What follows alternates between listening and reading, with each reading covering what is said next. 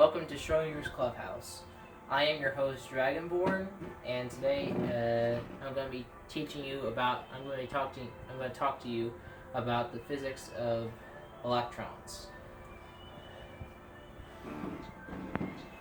So there are some things to get out of the way first.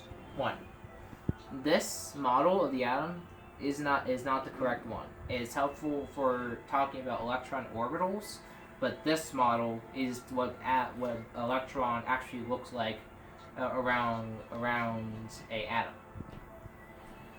And quick little fun fact: atoms are actually about 99% empty space.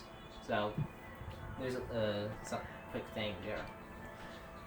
So to begin with, there are two principles you need to know, which lead to this being the correct model. The first one is the Heisenberg uncertainty principle, and the other one is quantum superposition.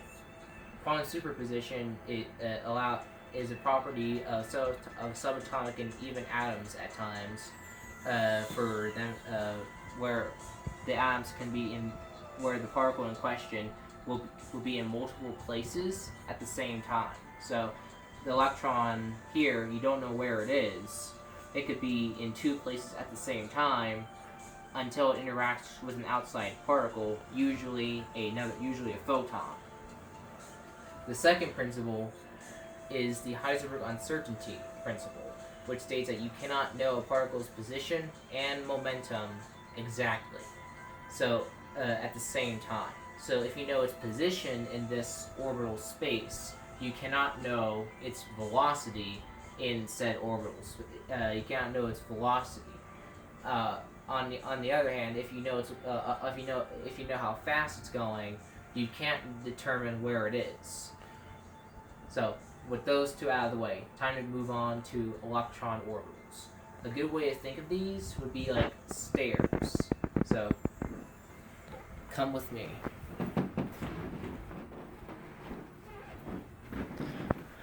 So, using these stairs as an example, these are the meaning of the word quantum is a discrete amount. It refers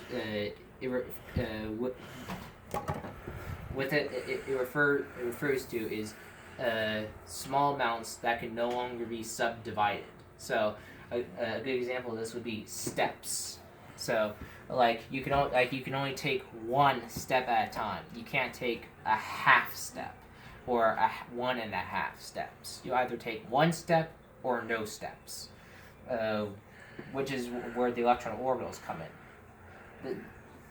In order to move up or down in these orbitals, the electron has to either gain energy, a specific amount of energy, from an incoming photon. So if there's to go up or down, you need a specific amount of energy. So, in order to go from orbit 1 to orbit 2, you can't use 0.5 unit. You can't use if 1 represents the unit of energy to get to 1 to 2. You can't use 0.5. An interesting thing that happens with this is photons that don't have the specific amount of energy needed, if either they have too much if they're like 1.5, or if they have too little, if they don't have enough energy, the photon and the electron will actually phase through each other. So come with me. So that's an interesting. So that's one thing. That's where photons come in. The photons need to have a specific amount of energy. So if an electron in the first orbit is hit with a photon with 2 units of the energy required to increase it up to the next orbital, it will go up to 3. If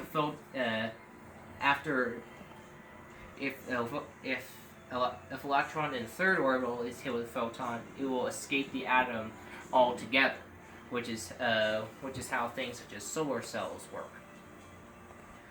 Then, if electron in a higher orbital goes down to a lower orbital, it releases a photon with that amount of energy. So electron going from orbital 3 to orbital 1 releases a photon with 2 units of energy. Electron going from 3 to 2 or 2 to 1 releases 1. So,